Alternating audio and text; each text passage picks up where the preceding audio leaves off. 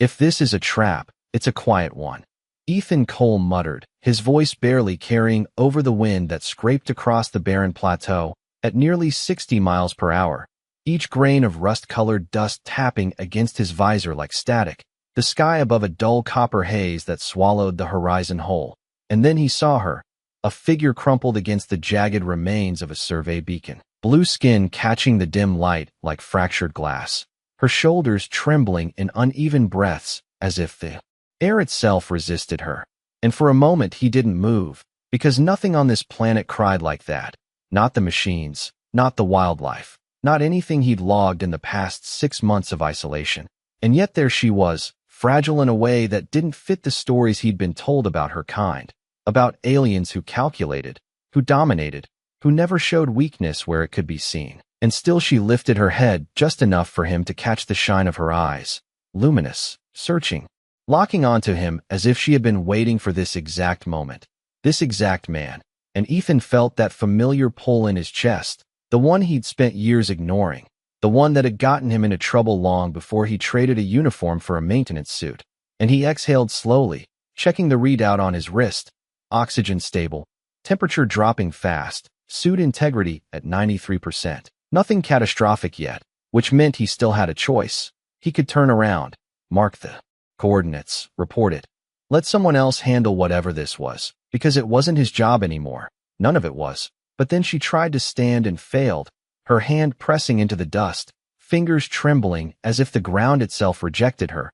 And something in that movement felt too real to ignore, too human in the worst possible way. So he stepped forward despite the warning voice in his head, each boot sinking a few inches into the soft terrain, the wind pushing harder as if testing him. And when he reached her, close enough to see the fine lines etched along her skin, patterns that shimmered faintly beneath the surface like circuitry or veins of light, she flinched, not away, but toward him. Like instinct had chosen before thought could interfere. "Don't," she whispered, her voice breaking in a way that didn't match the strength her species was rumored to carry. And Ethan paused, crouching down just outside her reach, studying her, searching for the telltale signs of deception, a hidden weapon, a signal emitter, anything that would justify walking away. But there was only the sound of her breathing and the way her shoulders shook against the cold. And he shook his head once more, to himself than to her. "Yeah," he said quietly. "I've heard that one before." And then he closed the distance, sliding one arm behind her back, the other beneath her knees, lifting her carefully, expecting resistance, expecting the sudden shift that would prove this was a mistake. But she didn't fight. She didn't pull away.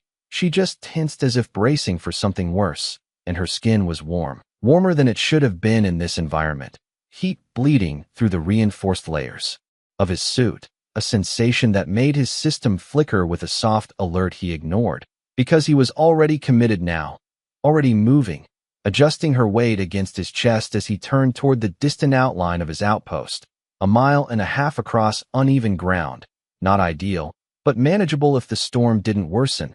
And for a few seconds neither of them spoke. Just the rhythm of his steps and the howl of the wind filling the silence, until her voice came again, softer this time, almost curious beneath the strain. "Why would you carry me?" she asked, and Ethan glanced down at her, catching the way her eyes tracked his face, not fearful, not exactly, but searching for something he couldn't name, and he let out a breath that fogged briefly inside his visor. "Because you're here," he answered, simple, unpolished, the kind of truth that didn't need dressing up. And something shifted in her expression, subtle, like a crack forming in something carefully held together. But before he could read it fully, the sky above them pulsed, a faint vibration rolling through the air, low and distant, enough to make the hairs on the back of his neck stand up despite the suit. And Ethan slowed, his gaze lifting toward the clouds that suddenly didn't look so empty anymore. And for the first time since he'd picked her up, he wondered if he hadn't just stepped into something far bigger than a stranded traveler in the dust. The vibration did not fade. It grew, low and steady, like something massive shifting just beyond sight. And Ethan adjusted his grip on her instinctively, pulling her closer as the wind changed direction, sharper now, cutting across the plateau in unpredictable bursts, his boots slipping half an inch with each step as the ground beneath the dust hardened into uneven plates, and he glanced down at her again, expecting fear, panic, anything that matched the way the sky was beginning to hum. But she was watching him instead, not the storm, not the horizon, just him, her breathing still uneven but her eyes clearer now, focused in a way that made him uneasy. "You hear that?" he said, more to fill the silence than anything else, and she did not answer right away, her gaze drifting upward for a fraction of a second before returning to his face. "Yes," she said softly, and there was something in her tone that did not match someone caught off guard, something measured, almost familiar, and Ethan felt that warning tighten in his chest again, the one he had ignored once already. But he kept moving, because stopping out here was not an option, not with the temperature dropping and visibility shrinking by the minute. "Outpost is about a mile," he said, half to reassure himself, half to ground the moment in something practical. "We get inside, seal the doors, figure out what comes next." And she shifted slightly in his arms, not resisting, just adjusting as if testing the balance of his hold, her hand brushing against the front of his suit, lingering there for a second longer than necessary, and his system flickered again, a soft warning about heat transfer that he dismissed with a blink. "You should not have picked me up," she murmured, and this time there was no weakness in her voice, only a quiet certainty that made him slow by instinct. "Yeah," he replied, eyes scanning the horizon where the haze had started to ripple in unnatural patterns. "I am starting to get that feeling." And for a moment neither of them spoke, the distance to the outpost stretching longer than it should have, the structure still barely visible through the shifting dust, a dark silhouette against a sky that no longer felt empty. And then the sound above them sharpened, resolving into something more defined, a layered resonance that rolled across the clouds like distant thunder, but far too controlled to be natural. And Ethan stopped without meaning to, his gaze lifting fully now, tracking the subtle distortions forming overhead, shapes that were not quite visible, but definitely there, massive outlines pressing against the atmosphere as if waiting just beyond it, and his grip tightened slightly, not out of fear, but out of instinct, the same instinct that had kept him alive in places far worse than this. "You expecting company?" he asked, the question coming out flatter than he intended, and she exhaled slowly, her body relaxing in a way that did not match the situation at all, as if the danger he felt was not danger to her. And when she looked at him again, there was no trace of the trembling woman he had found minutes ago, only something older, steadier. "They are not here for you," she said, and Ethan let out a short breath that almost sounded like a laugh. "That is not exactly comforting," he replied, but he did not set her down, did not step back, even as the sky dimmed another shade, and the hum deepened into a presence he could feel through the soles of his boots, and she studied him for another long second, as if weighing something he could not see, before her fingers curled lightly against his suit, not gripping, just resting there, and her voice softened again, though the strength beneath it did not fade.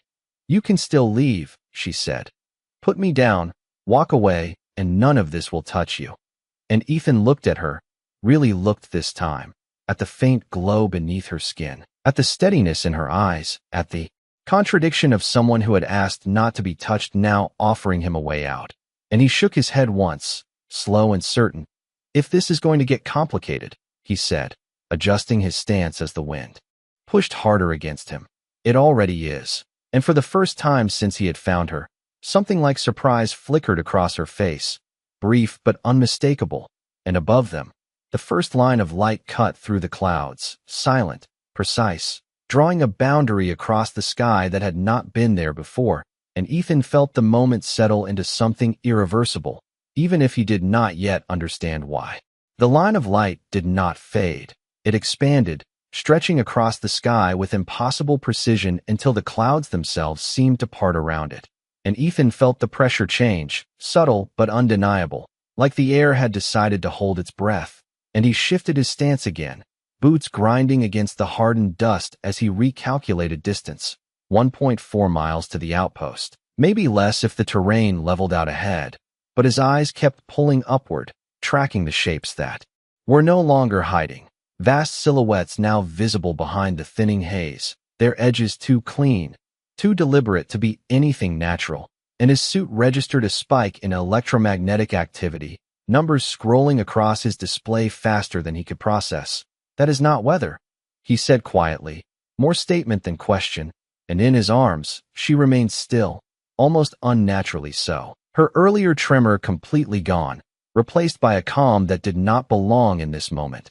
"No," she replied, her voice steady, almost gentle, and that word settled heavier than anything else around them, because it confirmed what he already knew without explaining any of it. And Ethan exhaled slowly, forcing his focus back to the ground ahead, to the path, to the next step, because whatever was happening above them did not change the fact that he still had to move, still had to get somewhere with walls and systems and something resembling control, and he started forward again, each step, deliberate now, measured against the shifting terrain and the growing weight of the situation. "You said I could leave," he said after a few seconds, the words coming out slower than before. "But you also said they are not here for me." And he glanced down at her, searching for the gap between those two truths. "So which one is it?" And she did not answer immediately, her gaze drifting past him this time, toward the distant outline of his outpost, as if she could see more than he could, more than the structure itself. And when she finally spoke, her voice carried something new, not fear, not weakness, but a quiet honesty that cut through the tension. "Both," she said. And Ethan let out a short breath that almost turned into a laugh again, but stopped halfway, because nothing about this felt even remotely amusing anymore. "That is not how that works," he replied, and she tilted her head slightly, studying him in a way that felt far too focused for someone who had been barely able to stand minutes ago. "It is where I come from," she said, and for a moment, the wind seemed to drop just enough for the words to land clearly, and Ethan shook his head once, pushing forward through the last stretch of uneven ground as the outpost grew larger, its dark panels reflecting the strange light from above in fractured patterns. "Then where you come from sounds complicated," he muttered, and her lips curved just slightly, not quite a smile, but close enough to change the shape of her face. "You have no idea," she said, and that small shift in her expression did something unexpected. It made her seem less like a mystery and more like a person again, even as everything else about this situation screamed the opposite. And then the ground beneath them vibrated again, stronger. This time, a low pulse that traveled up through his boots and into his legs, and Ethan stopped once more, not by choice, but because his body reacted before his mind could catch up, and he looked up just as the first structure broke through the cloud layer, silent, massive, its surface reflecting the dim light in smooth, uninterrupted curves that suggested design far beyond anything he had worked on or even seen in passing, and his breath caught, just for a second, because scale like that did not belong this close to the ground, not without consequences, not without explanation, and yet there it was, descending slowly, deliberately, as if it had all the time in the world, and he felt the weight of it settle into his chest, heavy and unavoidable, and in his arms, she shifted again. But this time it was not to adjust or test. It was to turn slightly toward the sky, her eyes lifting to meet the descending shape with something that looked almost like recognition. And when she spoke, it was barely above a whisper, but it carried more certainty than anything she had said so far. "They are early," she murmured, and Ethan blinked, his grip tightening just enough to register. "Early for what?" he asked, the question leaving him before he could stop it, and she looked back at him, really looked this time, as if measuring not his strength or his choices, but something deeper, something quieter, and for the briefest moment, the calm in her expression wavered, replaced by something almost uncertain. "For finding me," she said, and the words hung between them as the shadow of the descending structure stretched across the ground, reaching for them both, and Ethan realized, with a clarity he could not ignore anymore, that whatever this was, whatever she was, he had already stepped too far in to walk away. The shadow reached them before the sound did, a smooth, expanding darkness that slid across the plateau like a second horizon, and Ethan felt the temperature drop another few degrees as his suit compensated with a quiet hum. The system's working harder now, pulling power he could not afford to waste, and he shifted his grip on her again, not because she was heavy, but because something about the way she had said it stayed with him. Early, not unexpected, not feared, just Early, and that word did not belong to someone lost or helpless. It belonged to someone who knew exactly what was coming. And that realization settled in his chest with a weight that matched the sky above. You knew they would come, he said, not accusing, just stating what was becoming impossible to ignore, and she did not deny it. Her gaze still fixed upward as the massive structure continued its descent, silent, controlled, its surface reflecting the fractured light like liquid metal. I knew they would look, she replied, her voice calm, measured, and Ethan let out a slow breath through his nose, adjusting his stance as another low vibration rolled through the ground, stronger this time, enough to shift loose dust in small ripples around his boots. That is not the same thing, he said, and she finally looked back at him, her eyes clearer than they had been since the moment he found her. It is where I come from, she answered, and there was no arrogance in it, no superiority, just a quiet certainty that made arguing feel pointless, and Ethan shook his head slightly, turning his attention back to the outpost, now less than half a mile away, the structure standing firm against the shifting wind, its reinforced panels catching the strange light from above, and he started forward again, faster now, because whatever conversation they were having could wait until there was a door between them and the sky. We are getting inside, he said, more firmly this time. And then you can explain everything you are not saying. And for a moment she did not respond, her fingers still resting lightly against his suit, the faint warmth from her skin seeping through the layers like a second heartbeat. And then she spoke, softer than before. You are not afraid, she said, and Ethan almost smiled at that, not because it was true, but because it missed the point entirely. I am, he replied, eyes scanning the terrain ahead for any sudden shifts or hazards. I just do not let it decide what I do next. And something in that answer seemed to settle into her, not visibly, not in any way his instruments could measure, but he felt it in the way her hands stilled against him, in the way her breathing evened out just a fraction more, and above them, the descending structure slowed, hovering now, its presence dominating the sky, without a single audible engine or visible propulsion, and then smaller shapes began to separate from it, not falling, not rushing, just drifting downward in controlled lines, like fragments of the larger whole, and Ethan's jaw tightened slightly as he watched them, because that was the part that made it real, not the scale, not the light, but the intent behind it, the precision, the inevitability. Those yours too? He asked, the question quiet but direct.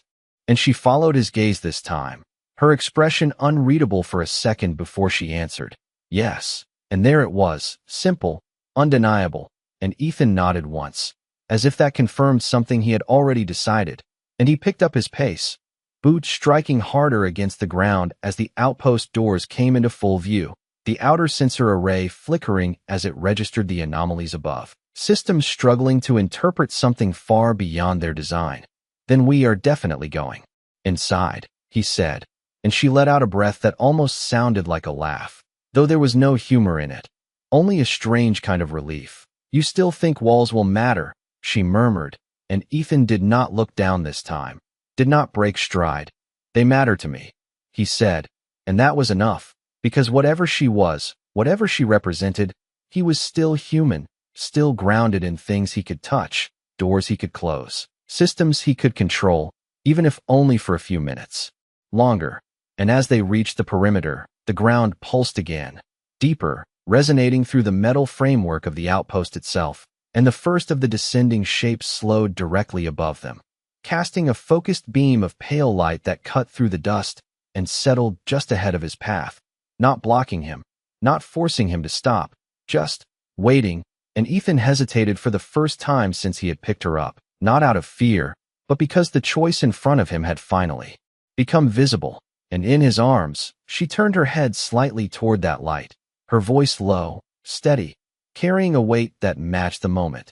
If you step into that, she said, everything changes, and Ethan looked at the beam, then at the outpost door 10 yards to his right, and then back at her, and in that pause, brief but absolute, he understood that leaving had never really been an option at all. The beam did not move, did not flicker, it simply existed, a column of pale light cutting through the storm as if the wind itself had been told to go around it, And Ethan stood there for half a second longer than he should have, his mind running through options that no longer felt like real choices. 10 yards to the outpost door, reinforced alloy, manual override still functional if the grid had not failed, and directly ahead, something that had crossed the distance between stars and decided to stop exactly where he stood, waiting without force, without demand, just presence. And that was what unsettled him most. Not the size, not the silence, but the patience behind it. You said everything changes, he said quietly, his eyes still fixed on the light. Define everything. And in his arms, she shifted slightly, not pulling away, not urging him forward, just existing in that space with him as if the decision truly belonged to him. And when she answered, her voice carried none of the uncertainty from before.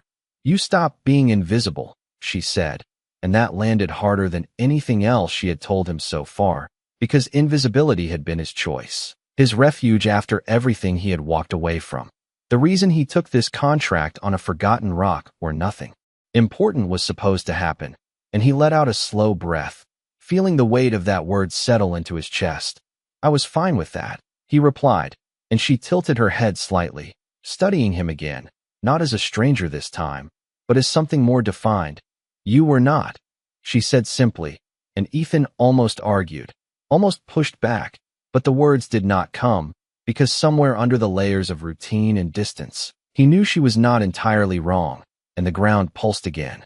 Stronger now, the vibration aligning with the light in front of them, as if the two were connected, part of the same system, and above, the smaller shapes continued their slow descent, forming a pattern that was no longer random, a perimeter, controlled and deliberate, and Ethan exhaled once more, then shifted his weight, turning slightly toward the outpost door, taking one step in that direction, just one, enough to test the feeling, enough to prove to himself that the option was still there. And nothing stopped him. The beam did not react, the sky did not change, and for a second, that almost made the decision easier.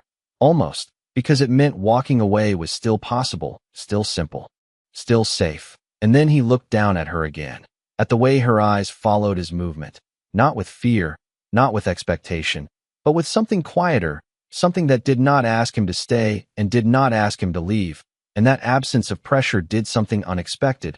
It made the choice feel heavier, not lighter, and he let out a small breath that fogged his visor again. You could have told me, he said, not accusing, just stating what might have changed things earlier, and she held his gaze, unflinching. You would not have believed me, she replied, and he nodded once, because that was probably true, and then he turned back toward the beam, taking a single step forward this time, not rushed, not forced, just decided. And the moment his boot crossed into the edge of that pale light, everything shifted, not violently, not dramatically, but enough that he felt it immediately. The wind dropped to almost nothing, the constant pressure against his suit easing as if the storm had been placed on pause, the temperature stabilizing within a narrow range his system no longer had to fight, and the hum around him changed, becoming clearer, more defined, like a frequency finally coming into focus, and he stilled, not out of fear, but because the difference was undeniable, and in his arms, she exhaled slowly, a breath that sounded less like tension and more like release, and when he looked down at her, the faint glow beneath her skin had intensified, not bright, not overwhelming, just enough to make the patterns beneath the surface more visible, more structured, and her eyes held his in a way that felt entirely different from before, not searching, not testing, but acknowledging. Now they can see you, she said softly, and Ethan glanced up, watching as one of the descending shapes adjusted its position, aligning directly above them, responding not to her, but to him. And that realization settled in quietly, but completely, because it meant this was no longer about finding her alone. It was about him being part of what they had found, and for the first time since this began, he understood that carrying her had not just been an act of kindness, it had been a choice that changed where he stood in a universe he had tried very hard to ignore. The light did not feel like light anymore. It felt like attention, focused and precise, wrapping around Ethan in a way his suit could not measure, but his instincts refused to ignore, and he stood still for a moment longer, adjusting to the sudden calm that replaced the storm. The silence almost louder than the wind had been, and his display flickered again, recalibrating as external variables dropped to near zero. "That is not natural," he said under his breath, and in his arms, she shifted. Just enough to turn toward him fully, her eyes steady, no longer searching, no longer guarded. "It is controlled," she corrected gently, and Ethan let out a quiet breath, because that difference mattered more than he wanted it to. And above them, the shape aligned overhead began to change, its surface opening in smooth, seamless layers that did not separate so much as reconfigure, revealing a deeper glow within, softer than the beam but far more deliberate, and smaller lights moved along its edges, not erratic, not mechanical in any way he recognized, just aware, tracking, responding, and Ethan felt that awareness settle on him again, heavier this time, as if the system had adjusted its focus, refining what it saw, and he tightened his grip slightly without meaning to, grounding himself in something real, something he could still understand. "You said they can see me now," he said, his voice quieter than before. "What does that actually mean?" And she watched him for a long second, as if deciding how much truth he could handle in one moment. "It means you are no longer background," she said, and he frowned slightly, eyes flicking up to the hovering structure again. "I was never background," he replied, but even as he said it, he knew how that sounded, how it had been his entire goal for years, to be exactly that, to work, to fix, to exist without drawing attention, and she shook her head slowly, a small movement, but deliberate. "To them, you were," she said. "Now you are not." And the simplicity of it made it harder to argue, because it did not sound like judgment, it sounded like fact, and Ethan exhaled again, shifting his weight as the ground beneath him gave one more subtle pulse, not unsettling this time, just synchronized, as if the entire area had been brought into alignment with whatever hovered above.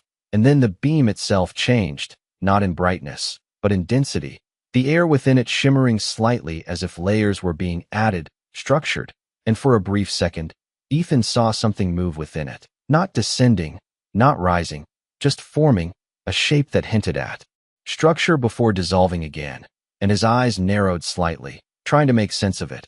"Are they coming down here?" he asked, and her expression softened just a fraction, something almost like understanding passing through her gaze. "They already are," she said, and he followed her line of sight, not upward this time, but forward, into the beam itself, and for the first time, he realized it was not empty, not truly. There were patterns there, shifting, aligning, like pieces of something, assembling in real time, and his breath slowed, not out of fear, but out of focus, the kind that came when a problem stopped being theoretical and became immediate. And then she moved, just slightly, her hand lifting from his suit to rest against his chest more deliberately, her touch steady, grounding, and when she spoke again, her voice was lower, closer, carrying a weight that had nothing to do with the storm or the sky. "You can still put me down," she said. "Step back, and they will recalibrate." And Ethan looked at her, really looked this time, at the way she held herself now, not as someone being carried, but as someone choosing to be, and he understood what she was offering, not escape from the situation, but distance from her place in it, a way to separate himself from whatever she represented before it locked him in completely. And he shook his head once, slow, certain. "You said everything changes," he replied, his voice steady now. "I am starting to think that already happened." And for a moment, she just watched him, something unspoken passing between them, something that did not need explanation, and then the beam intensified again, the patterns within it stabilizing, resolving into something more defined, and Ethan felt the air shift once more, not pressure this time, but presence, as if whatever had been observing had decided it was time to be seen, and he straightened slightly, not in defiance, not in submission, just in acknowledgement, because whether he understood it or not, he was already part of this moment, and walking away was no longer the same as it had been 10 yards back, before the light, before the choice, before her.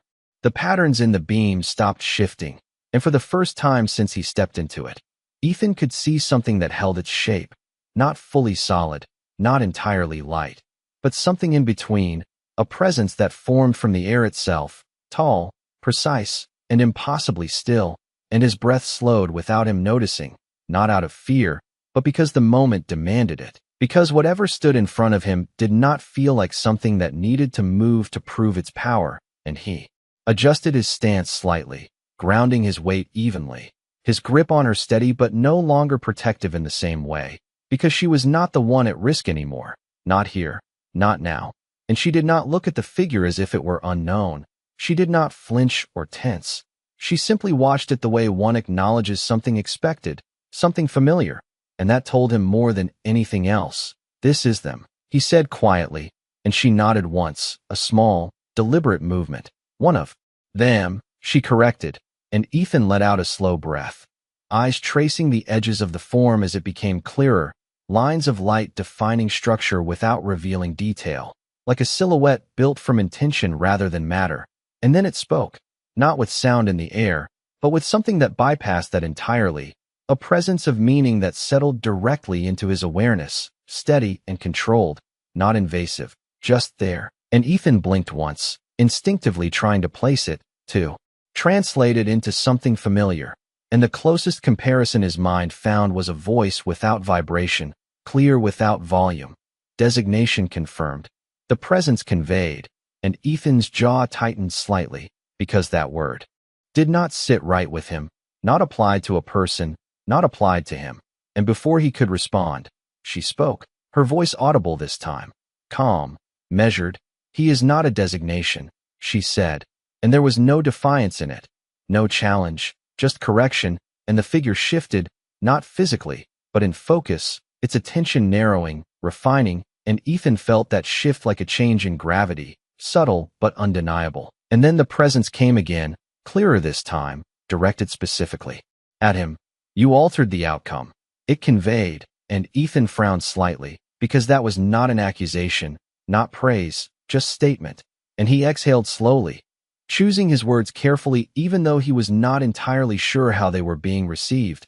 I picked someone up, he said, keeping his voice level, grounded. That is not exactly altering the universe. And for a brief second, nothing changed, no reaction, no response, just the steady presence of that awareness holding him in place. And then the meaning returned, more defined. It is, from our perspective, and that landed differently, not because of what it meant, but because of how simply it was delivered. And Ethan glanced down at her, just for a moment, catching the way she watched the exchange, not surprised, not impressed, just attentive. And then he looked back at the figure. So what now? He asked, and there was no edge in his voice, no challenge, just a question that needed an answer, and the presence did not respond immediately, as if the concept itself required consideration. And during that pause, the air around them shifted again, not in pressure, not in temperature, but in clarity, the beams stabilizing further, the patterns locking into place, and Ethan felt it then, not through his suit, not through any instrument, but directly, a sense of alignment, like something had decided where he fit within it. And then the answer came, steady, undeniable. Now, you are observed. It conveyed, and Ethan let out a breath he had not realized he was holding, because that was not what he expected, not a command, not a demand, just attention, and he shook his head slightly. That does not sound like a plan, he said, and for the first time since it appeared, the presence shifted again, not in form, but in tone, if that was even the right word. It is the beginning of one, it replied, and beside him, she moved, not to step away, not to take control, but simply to place her hand more firmly against his chest, her touch grounding, steady, and when she spoke, her voice was softer than before, but carried more weight than anything she had said yet. They are deciding if you matter, she said. And Ethan glanced at her, then back at the figure, and something in him settled, not acceptance, not resistance, just clarity, because for the first time since this began, he understood the scale of what he had stepped into. And he also understood that the choice he made next would not be about survival or escape. It would be about something far simpler and far more dangerous, whether he stayed himself while all of this tried to redefine him. The word observed did not leave him the way the others had. It stayed, settled somewhere deeper than sound or thought, and Ethan stood there in the stillness of the beam, feeling the weight of something that did not need to press harder to be understood. And for a moment, he said nothing, not because he had nothing to say, but because the usual responses did not fit here, not with something that measured meaning instead of words, and beside him. Her hand remained steady against his chest, not restraining, not guiding, just present, like an anchor in a place where gravity had become uncertain, and he exhaled slowly, eyes lifting to the figure again. "You are deciding if I matter," he said, repeating her words without looking away, and the presence did not deny it, did not soften it. It simply remained, which was answer enough, and Ethan nodded once, a small movement, but deliberate. "Then you are asking the wrong question," he added, and that, finally, caused a shift, not visible, but perceptible, like a recalibration of focus, and the meaning returned, sharper this time, directed fully at him. "Clarify." It conveyed, and Ethan adjusted his stance, not defensive, not aggressive, just grounded, the way he had learned to stand when everything else moved around him. "You are measuring impact," he said, choosing each word carefully. "Outcomes, variables, changes," and he glanced down at her for a fraction of a second, then back at the figure. "But that is not why I did it." And there was a pause, longer this time, not empty, but processing, and the air within the beam seemed to tighten slightly, as if the system itself had narrowed its parameters, and the presence responded. "Intent is irrelevant to outcome." And Ethan almost smiled at that, not because it was wrong, but because it was incomplete.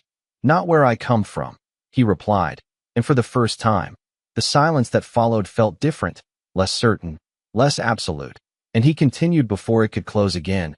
"I did not carry her because it would change anything," he said, his voice steady, unwavering. "I did it because she needed it, and that was it.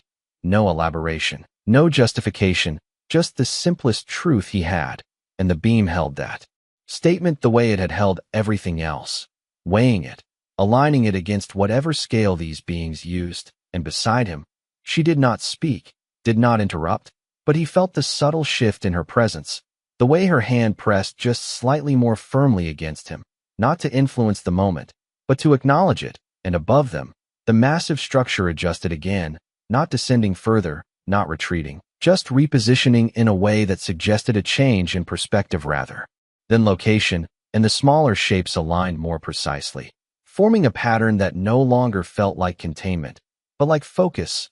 And when the presence returned, it carried something new, not uncertainty, not confusion, but consideration.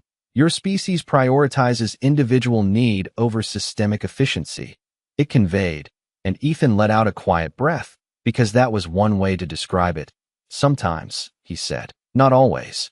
And that honesty mattered, even here, especially here, and the presence held that as well, the nuance, the lack of perfection, and then it shifted again, its attention moving not away from him, but through him, as if mapping something deeper than his words, and for a brief second, Ethan felt exposed in a way that had nothing to do with physical vulnerability, but he did not step back, did not close off, he just stood there, letting whatever they saw be what it was, because hiding had never been about denial, it had been about distance, and that was already gone, and then the meaning came again, quieter than before, but heavier.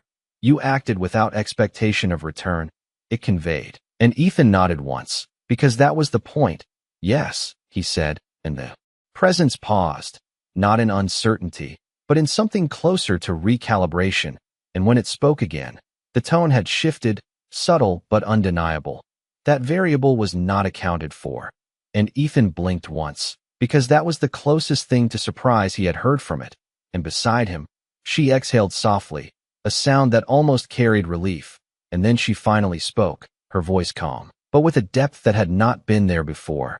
"That is why I chose him," she said, and Ethan turned his head slightly toward her, just enough to catch the way she looked at him now, not as someone who had found her, not as someone who had carried her, but as someone she had decided on, and that realization settled into the space between them, quiet but undeniable, and above them, the light shifted once more, not brighter, not stronger, just open, as if whatever decision had been forming was finally reaching its edge. And Ethan understood then that this was the moment that would define everything that came after, not because of what they would do, but because of what he had already chosen to be. The light did not intensify. It settled, like a decision that no longer needed to prove itself, and Ethan stood there with the weight of it resting around him, not pressing down, not lifting him up, just acknowledging. And for the first time since the beam formed, the presence in front of him changed in a way he could understand, not in shape, not in structure, but in intention, the attention that had been measuring now holding, not as a variable, not as an outcome, but as something defined. And the meaning came again, slower this time, deliberate, assessment updated. It conveyed, and Ethan let out a quiet breath, not because it was over, but because something had shifted, something that would not shift back, and beside him, her hand remained steady against his chest, but now there was warmth in it that had nothing to do with her physiology, something quieter, more human than anything he had seen from her before, and she looked at him differently, not evaluating, not selecting, but recognizing. And that was when he understood what had changed, not the sky, not the ships, not even the presence watching them, but the space between them, the distance that had been there from the moment he picked her up, now gone, replaced by something that did not need explanation, and he exhaled slowly, eyes lifting once more to the figure. "So what does that mean?" he asked, not challenging, not demanding, just needing clarity, and the presence responded without delay this time.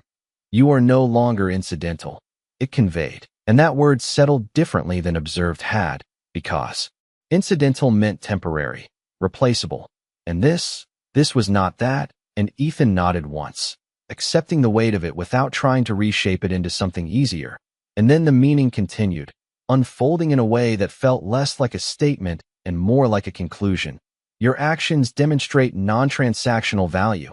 And he almost smiled again, because that was a complicated way to say something simple. "I helped someone," he said quietly, and for the first time, the presence did not correct him, did not refine the statement into something more precise. It simply accepted it, and that acceptance carried more weight than any analysis before it.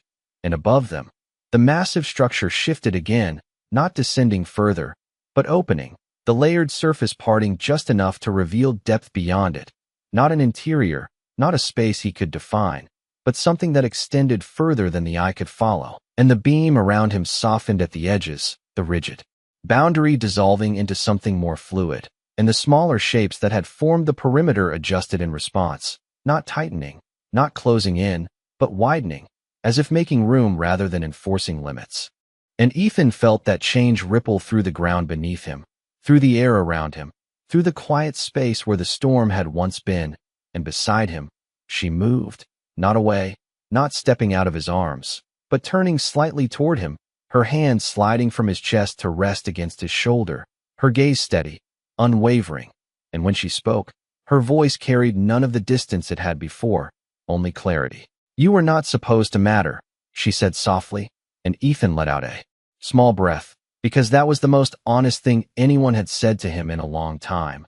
"I get that a lot," he replied, and for a brief second, something like amusement touched her expression, subtle, but real, and then the presence spoke again, not to him alone this time, but to both of them, the meaning broader, more encompassing, integration permitted, it conveyed, and Ethan's brow furrowed slightly, not in resistance, but in confusion.